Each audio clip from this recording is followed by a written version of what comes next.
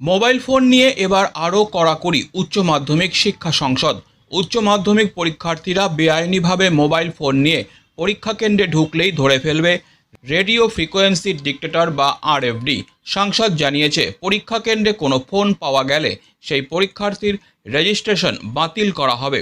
ভবিষ্যতে সেই পরীক্ষার্থী আর কখনো উচ্চ মাধ্যমিক পরীক্ষা দিতে পারবে না। উল্লেখ্য, আগামী 16ই ফেব্রুয়ারি থেকে শুরু হচ্ছে উচ্চ মাধ্যমিক পরীক্ষা, চলবে 29শে ফেব্রুয়ারি পর্যন্ত। এবছর জলপাইগুড়ি জেলা থেকে 18,500 জন ছাত্রছাত্রী উচ্চ মাধ্যমিক পরীক্ষা দিচ্ছে। পরীক্ষার্থীদের মধ্যে ছাত্রের তুলনায় ছাত্রীর সংখ্যা বেশি। ছাত্রী সংখ্যা 11,000 আর ছাত্র 7,500 জন। জেলায় মোট ভেন্যু থাকছে 75টি। এর মধ্যে মেইন ভেন্যু 17টি এবং 11টি ভেন্যুকে স্পর্শকাতর হিসাবে চিহ্নিত করা হয়েছে। এবার পরীক্ষা চলবে 3 ঘন্টা 15 মিনিট। এই বিষয়ে সাংবাদিকদের মুখোমুখি হয়ে জানান এবছরের জলপাইগুড়ি জেলার উচ্চ মাধ্যমিক পরীক্ষার জয়েন্ট কনভেনর অঞ্জন দাস। তিনি এবারের উচ্চ মাধ্যমিক পরীক্ষার্থীদের পরীক্ষা শুরুর আগে অভিনন্দন জানান। আগামী 16 তারিখ থেকে উচ্চ মাধ্যমিক পরীক্ষা শুরু হচ্ছে, চলবে 29 তারিখ। কি স্পর্শকাতর বা কি বিষয়? এবার আমাদের জলপাইগুড়ি জেলায় 18,500 ছাত্রছাত্রী পরীক্ষা দিচ্ছে। তার মধ্যে 11,000 ছাত্রী এবং 7,500 ছাত্র পরীক্ষা দিচ্ছে। টোটাল জেলায় আমাদের হচ্ছে 75টি ভেন্যুতে পরীক্ষা হচ্ছে। তার মধ্যে 17টি হচ্ছে মেইন ভেন্যু। এর মধ্যে আমাদের 11টি ভেন্যুকে স্পর্শকাতর হিসেবে পর্ষদ ঘোষণা করেছে। পরীক্ষা ব্যবস্থা পুরো চূড়ান্ত প্রস্তুতি আমাদের কমপ্লিট হয়েছে, ঠিক আছে।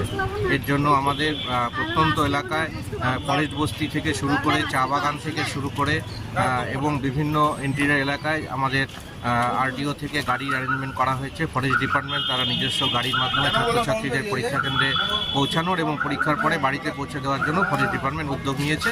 আমরা পরীক্ষা প্রস্তুতি পুরো চূড়ান্ত পর্যায়ে রেডি আছি। আমরা পরীক্ষা পর্যন্ত চলবে পরীক্ষাটা 29 তারিখ অবধি চলবে।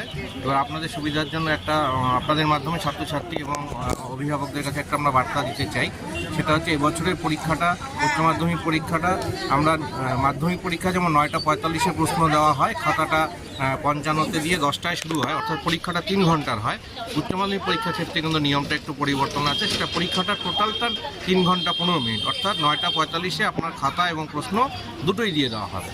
এবং ছাত্রীরা কখন আসবে? ছাত্রছাত্রীদের 9টার মধ্যে ঢুকতে বলা হয়েছে ভেন্যুতে। প্রথম দিন একটু আগে আসলে সুবিধা হবে, কারণ তাদের সিট খুঁজে নেওয়ার ব্যাপার থাকে, কিন্তু অন্যান্য দিন 9টার মধ্যে আমরা ভেন্যুতে আসতে বলছি।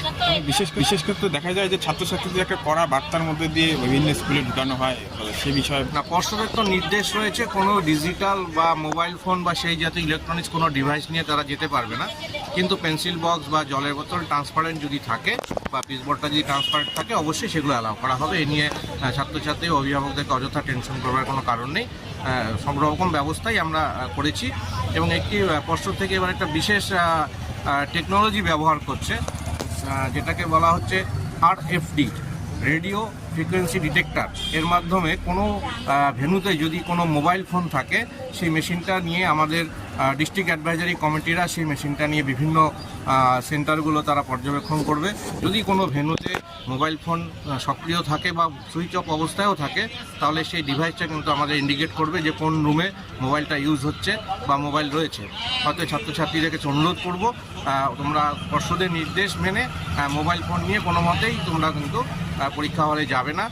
অভিভাবকদের কাছেও আবেদন থাকলো, আপনারা কোনো মতেই ছাত্রছাত্রীর হাতে মোবাইলটা দিবেন না, কারণ আমাদের ডিস্ট্রিক্ট ভিজিটিং টিম কিন্তু এটা স্পেশাল নজরদারি করবে এই মোবাইলের ব্যাপারে। এটা কি নকল এড়াতে? না, নকল এড়াতে না, প্রশ্নপত্র যাতে কোনোভাবেই আমরা অপ্রীতিকর কোনো ঘটনার সম্মুখীন না হই, যাতে কোনোভাবেই আমরা মোবাইলটাকে ইউজ করতে না দিই, তার জন্য এই সিদ্ধান্তটা নেওয়া হয়।